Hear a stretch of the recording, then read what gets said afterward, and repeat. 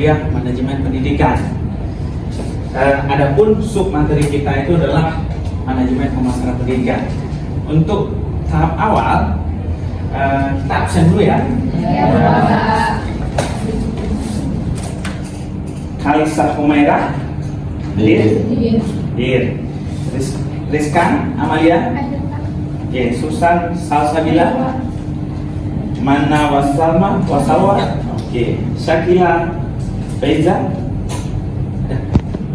hadir ya. Yulia Hani, Putri Kansa, Nisa, Zainatul Lisa, Umaira, Al Firdaus, ya, kemarin sehat ya. Syifa Salsabila, ada ya? Ini masuk. Alia, Suci Ramadhani, Sumayyah. Oke, absen selesai. Oke, apanya? Manajemen pemasaran pendidikan. Kita sering mendengar kata manajemen. Kira-kira di mana aja pernah dengar nggak manajemen? Di mana aja? Apakah manajemen itu dalam konteks kita membaca, kita mendengarnya, atau dengar dari orang dan sebagainya? Apa sih manajemen itu? Proses pengorganisasian. Proses pengorganisasian. Terus apa lagi?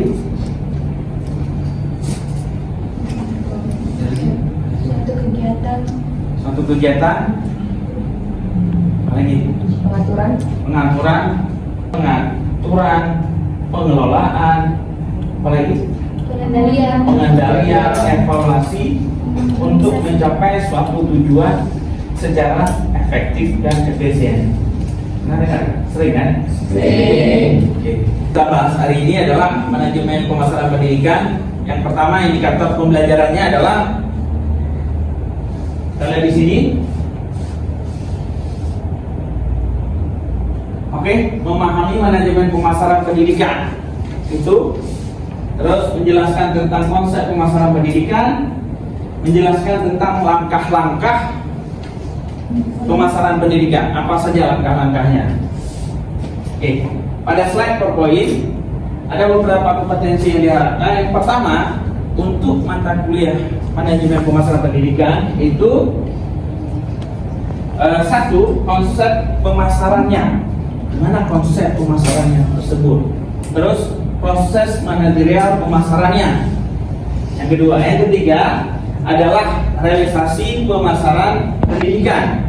Siapa-siapa saja targetnya. Yang keempat, penerapan pemasaran pendidikan. Yang kelima, penugasan. Ya, nanti kita ada tugas ya. Oke. Untuk pemasaran pendidikan di sini ada, maaf, ya sudah ada. Anda buat dulu tulisannya apa itu pemasaran pendidikan. Sebelum Bapak menjelaskan pengertian pemasaran pendidikan. Dilakukan oleh individu atau secara kelompok untuk mendapatkan hasil sesuai yang dibutuhkan dan diinginkan oleh lembaga pendidikan melalui bentuk penawaran dengan pihak lain yang berkepentingan. Oke, terima kasih. Siapa namanya tadi? Alia Amanda. Alia Amanda. Siapa lagi? Satu, Putra. Silakan. Alia Amanda tadi sudah menyebutkan.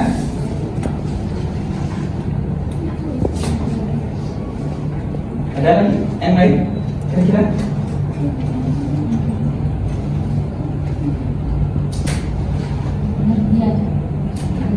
Ya. Sebagai kira-kira yang lain? Pemasaran jasa pendidikan merupakan salah satu kegiatan atau proses sosial yang dilakukan secara manajerial, Okay. Baik dilakukan individu ataupun secara kelompok. Kita masuk ke ke pengertian. Nah, nanti Anda silahkan ya, masuk kemari ke tujuan pengertian pemasaran pendidikan. Ada beberapa hal nanti tugasnya Jamboard ya, di Jamboard. Sorry. Apa itu pengertiannya? Kita lihat di sini sama-sama. Proses perencanaan dan pelaksanaan pemahaman komunikasi dan pertukaran penawaran yang bernilai untuk menciptakan kepuasan bagi pelanggan dalam konteks pendidikan. Di sini ada kepuasan bagi pelanggan. Jadi marketing pendidikan atau pemasaran pendidikan itu sama saja sebenarnya, hampir sama dengan kita jual barang. Tapi yang kita jual adalah sekarang pendidikannya. Pendidikan itu kan salah satu lembaga sosial. Jadi kalau konteks dari jual barang itu kan bisnis ya, money oriented. Tapi kalau pendidikan itu adalah lembaga sosial. Yang kita jual adalah jasa, ilmu pengetahuan dan sebagainya. Salah satu income-nya nanti apa? Income-nya adalah kapital kepada seseorang yang memiliki kemampuan setelah selesai dia mendapatkan ilmu tersebut bisa dia tukarkan dengan jasa yang diberikan kepada orang lain. Itu dalam konteks ilmu yang ada dalam pendidikan. Konsep penerapan pemasaran pendidikan yang pertama adalah pasar pendidikan dan sekolah. Apa itu pasar? Adalah proses salah satu yang terjadi perdagangan, jual beli dan sebagainya. Ya, sementara pendidikan adalah proses usaha sadar dan terencana untuk mendewasakan manusia. Kalau sekolah adalah salah satu tempat atau lembaga di mana seseorang untuk mendapatkan ilmu pengetahuan. Jadi di sini ada pasar pendidikan dan sekolah. Selanjutnya ada jasa pendidikan dan karakteristiknya. Kalau kita lihat dari konsep jasa pendidikan, ini tidak terlepas dari seorang dosen yang berinteraksi dengan mahasiswanya. Interaksi komunikasi yang terjadi antara kedua belah pihak yang menciptakan transfer of knowledge. Transfernya ilmu pengetahuan dari seorang dosen kepada mahasiswa. Oke. Terus kepuasan pelanggan pendidikan.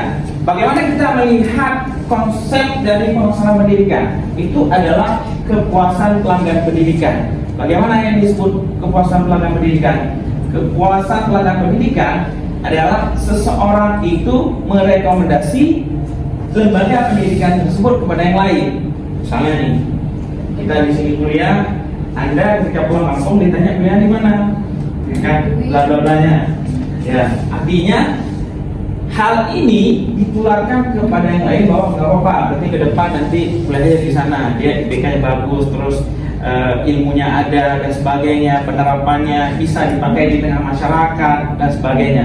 Kan konsepnya adalah pendidikan ini kita bermanfaat kepada orang banyak, masyarakat luas dan sebagainya. Bagaimana untuk membangun pembangunan bangsa agar lebih cepat. Kepada masyarakat tentang tujuannya adalah produk lembaga pendidikan, ya kan?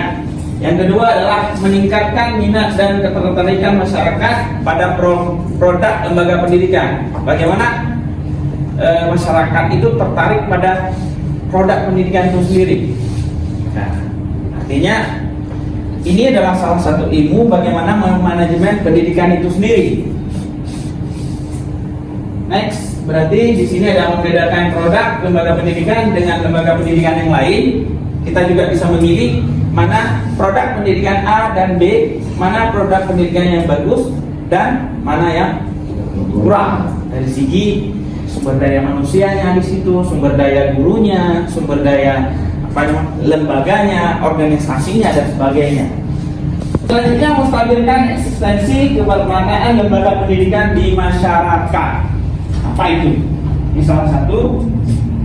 Lembaga pendidikan itu adalah hal yang pokok. Kalau kita lihat, tidak ada orang yang tidak ingin pendidikan. Semuanya ingin pendidikan. Pendidikan itu adalah salah satu perubahan ya. Kalau kita lihat, ya perubahan nasib juga. Terus perubahan apa? Dari tidak tahu menjadi tahu. Perubahan dari apa? Dari tidak pintar jadi pintar. Perubahan apa? Ya kan? Dari S1, S2 sampai S3 sampai jadi guru besar. Orang yang ilmunya lebih tinggi maka dia akan kedudukannya lebih tinggi derajatnya. Oke, sebagai fungsi kita lihat di sini sama-sama harus mengikuti atau mengimbangi ketatnya persaingan dalam memperoleh pelanggan custom.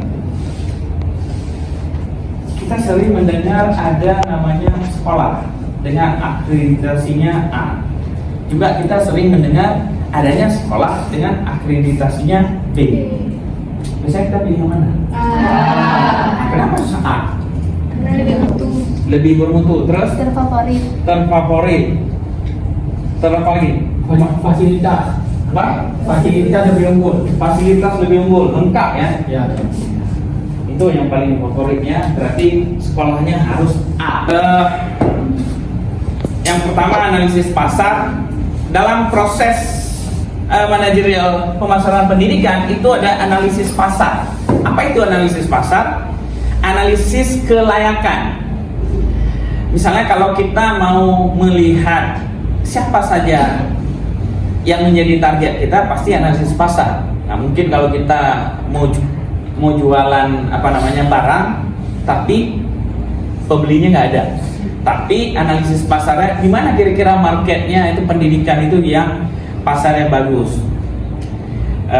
Terus perencanaan pemasaran pendidikan, apa saja yang harus kita rencanakan dalam pemasaran pendidikan tersebut, termasuk sumber daya manusianya, siapa saja.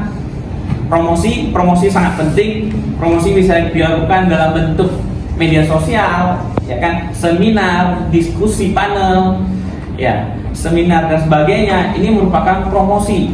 Terus yang paling penting sebenarnya adalah dalam promosi pendidikan itu dari mulut ke mulut. Ya, ikut aja. Saya dulu pernah kuliah di sana, alumninya enak dan sebagainya, dosennya enak ngajarnya, terus fleksibel, SPP-nya juga lumayan, nggak terlalu mahal dan sebagainya, ya. Oke, dari mana dia sebelumnya? Latar belakangnya bagaimana? Apakah dari SMA unggul, ya kan? Atau dari madrasah unggul, dari pesantren dan sebagainya? Ini merupakan salah satu upaya bagaimana menjaring si mahasiswa tersebut atau siswa untuk masuk ke dalam proses perkuliahan yang nyata untuk meningkatkan kualitas dan mutu perguruan tinggi tersebut atau sekolah. Terus yang selanjutnya, pengelolaan hubungan dengan siswa. Oke, dalam market pendidikan sendiri, dalam proses manajerial pemasaran putus, maka ini salah satu juga kampanye seperti iklan, ya, bahwa dia itu tetap ada di situ. Nanti kalau kakaknya sebenarnya sebelumnya kuliah di situ, berarti nanti tinggal rekomendasi adik dan saudara dan sebagainya. Selanjutnya, penyesuaian dan peningkatan pada evaluasi dan pengukuran, ya. Evaluasi dan pengukuran, kita mengevaluasi dalam manajerial pemasaran pendidikan siapa-siapa saja, mana saja target, dan mana saja yang akan menjadi target dalam pemasaran pendidikan tersebut. Oke. Yang ketiga ada realisasi pemasaran pendidikan. Apa saja langkah strategisnya? Identifikasi pasar, segmen pasar, terus ada diferensiasi produk, komunikasi pemasaran, pelayanan sekolah, terus realisasi pemasaran pendidikan. Strateginya adalah menerbitkan majalah, pembuatan rubrik, radio, film, dokumenter. Ini ada beberapa kampus yang sudah menerbitkan majalah dari siswanya. Ini adalah salah satu promosi juga dalam realisasi pemasaran strategis pendidikan. Yang berikut ini penerapan pemasaran pendidikan kita bagi menjadi 7P. Kita lihat video berikut ini. Nah, teman-teman sekalian, di sini Feli akan menjelaskan sedikit mengenai strategi pemasaran pendidikan melalui marketing mix. Pada penasaran ya pastinya gimana sih strategi yang digunakan melalui marketing mix pada pendidikan? Wah, pastinya sudah tidak asing ya mengenai marketing mix. Tapi kita bahas satu persatu dulu ya. Yang pertama, untuk strategi. Strategi adalah sebuah rencana yang cermat mengenai kegiatan untuk mencapai sasaran khusus. Marketing mix adalah sebuah unsur-unsur pemasaran yang saling terikat, yang saling terbaur dengan organisasi, di mana itu akan menjadi pendukung secara tepat dan cepat, sehingga sebuah lembaga pendidikan tersebut dapat mencapai tujuan pemasaran yang sangat efektif, di mana itu dapat memuaskan segala kebutuhan dan keinginan konsumen. Konsumen itu apa ya? Konsumen itu adalah para peserta didik, teman-teman, dan masyarakat, yaitu orang tua peserta didik. Nah, di sini kita akan membahas mengenai titik inti dari marketing itu apa saja sih unsur-unsurnya. Yang pertama yaitu ada produk, di mana produk ini di dalam sebuah jasa pendidikan ditawarkan kepada pelanggan berupa reputasi, berupa pegangan, dan prospek dalam variasi pilihan. Jadi produk yang dimaksud di sini adalah sebuah produk yang berada di dalam sebuah sekolah atau di dalam sebuah lembaga pendidikan yang ditawarkan kepada masyarakat, seperti fasilitas sekolah, kemudian kurikulumnya sudah terterapkan di sana, kemudian model pembelajarannya sih seperti apa, sampai bukti lulusannya itu seperti apa. Jadi konsumen itu butuh, teman-teman.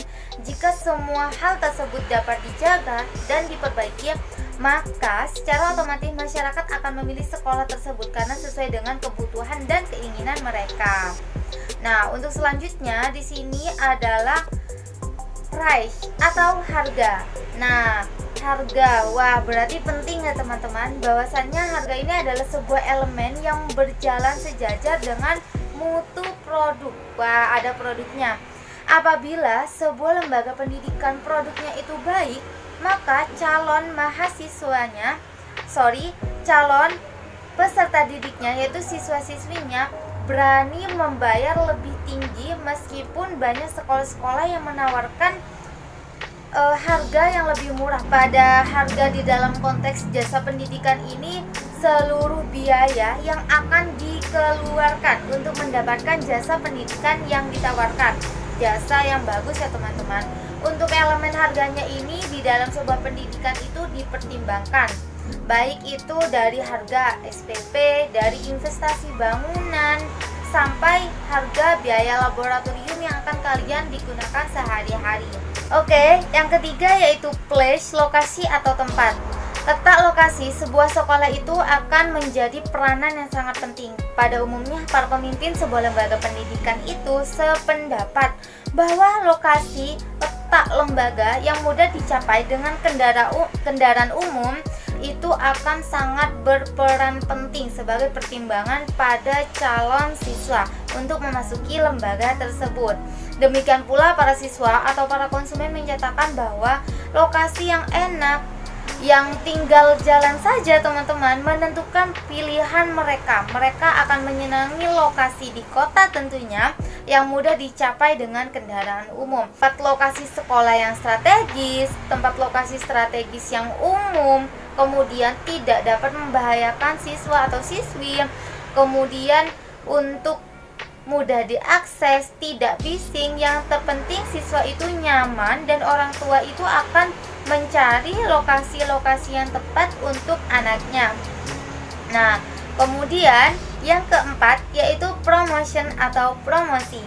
Nah, promosi ini merupakan suatu bentuk komunikasi pemasaran yang aktivitasnya itu terdapat pemasaran yang berusaha menyebarkan informasi.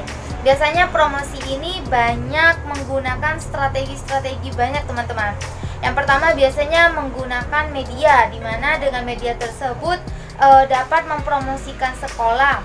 Bisa melalui Instagram, bisa melalui web, bisa melalui YouTube, di mana mereka akan mengenalkan nih bahwasannya lembaga ini akan menyajikan produk ini untuk calon siswa dan siswi. Pada first impressionnya mereka bahwa lembaga pendidikan ini sepertinya bagus, sepertinya ini untuk awalnya, karena itu adalah sebuah trik pemasaran teman-teman. Baik, untuk yang kelima yaitu people atau orang. Nah, di dalam sebuah marketing mix ini yang dimaksud dengan orang ini adalah semua pelaku yang memainkan peranannya dalam penyajian jasa, sehingga dapat mempengaruhi persepsi pembeli. Maksudnya elemen-elemen dari orang ini yaitu dari pegawai, dari konsumen, serta lingkungan-lingkungan jasa lainnya. Jadi semua sikap dalam tindakan karyawan, bahkan cara berpakaian karyawan, berpenampilan karyawan, itu akan mempengaruhi persepsi konsumen. Jadi bayangkan teman-teman, jika pada saat awal sudah melihat konsumen, sudah melihat para pegawainya itu tidak berpenampilan baik, tidak berpenampilan rapi, maka itu akan menurunkan persepsi calon peserta didik, teman-teman. Nah, untuk yang keenam yaitu fisikal atau bukti fisik, physical evidence. Maksudnya physical evidence ini bukti fisiknya itu bahwasannya dari luar saja gedungnya sudah besar, apalagi di dalamnya. Nah, itu akan menarik pemasaran, akan menarik jiwa-jiwa ingin memasuk kepada lembaga pendidikan tersebut, teman-teman. Seperti itu. Nah, untuk selanjutnya yaitu ada proses, di mana proses ini adalah sebuah aktivitas kerja di dalam melibatkan prosedur-prosedur, tugas-tugas, jadwal-jadwal yang sudah tersusun, mekanisme, aktivitas, rutinitas dengan segala produk yang ada yang akan disalurkan kepada calon siswa dan siswi. Jika sudah siswa-siswi yang masuk ke dalam sebuah lembaga pendidikan, itu merupakan pemasaran trik awal yang sudah bisa mencakup pemasaran pada jasa pendidikan ini. Nah, itu teman-teman menurut saya salah satu penyampaian saya mengenai pemasaran jasa pendidikan melalui marketing mix, di mana di sini sampai ada 7 proses ya teman-teman unsurnya. Banyak sekali ya teman-teman yang dapat kita pelajari di dalam sebuah pemasaran pendidikan. Di sini kita akan belajar mengenai bagaimana sih cara pemasaran yang baik itu. Unsur-unsur dengan marketing mix ini akan semakin meningkatkan kualitas yang ada dengan kualitas sebelumnya agar bisa menarik minat para calon siswa-siswi untuk bisa masuk ke dalam sebuah lembaga pendidikan tersebut. Di dalam marketing mix ini kita akan mendapatkan sebuah proses yang efektif. Mengapa saya bilang seperti itu? Karena di sini banyak proses-proses yang kita lalui. Dari mulai proses pemasaran dari yang tadi ya dijelaskan mengenai secara melihat secara gedungnya saja sudah tertarik. Kemudian titik lokasinya saja sudah tertarik. Kemudian people-nya saja sudah tertarik dengan orang-orangnya. Bagaimana sikapnya, bagaimana cara pelayanan pemimpinnya, kemudian promosinya. Apabila promosinya baik di dalam sebuah lembaga pendidikan, maka itu akan menarik minat para peserta didik, calon-calon peserta didik. Nah, seperti itu teman-teman. Bisa juga dengan fasilitas-fasilitas yang dijelaskan tadi teman-teman. Wah, banyak sekali teman-teman. Dengan menggunakan marketing mix ini, sebuah pemasaran pendidikan akan bisa berjalan secara efektif dan efisien menurut saya. Mungkin itu yang dapat Verly sampaikan pada kesempatan kali ini mengenai pemasaran pendidikan melalui marketing mix, di mana sangat seru ya teman-teman. Dengan penyampaian Verly ini semoga teman-teman semua bisa fokus dan tahu bagaimana sih pemasaran pendidikan itu yang simple, sederhana, efektif untuk menarik minat-minat para calon peserta didik pada sebuah lembaga pendidikan. Seperti biasa kita akan membagi kelompok di sini. Hitung dari 1 sampai 4. 1, 2, 3, 4, 1, 2, 3, 1, 2.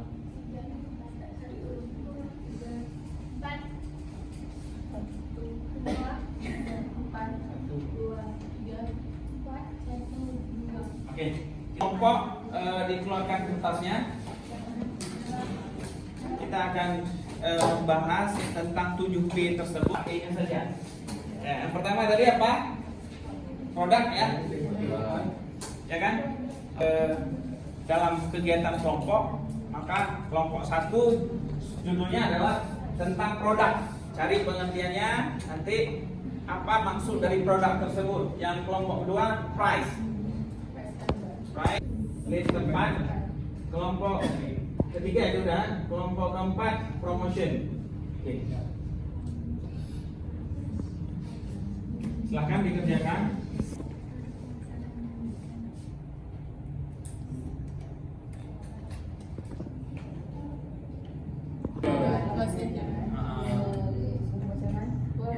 Ambil aja tuh yang pertama tuh dapat. Lokasi fisik lembaga pendidikan sangat penting. Karena lembaga tersebut berada di perkotaan atau di pedesaan. Aksesibilitas dan kemudahan siswa tersebut di sekolah serta ketersediaan fasilitas umum dapat menjadi jurusan yang mampu. Dia jadi ambil.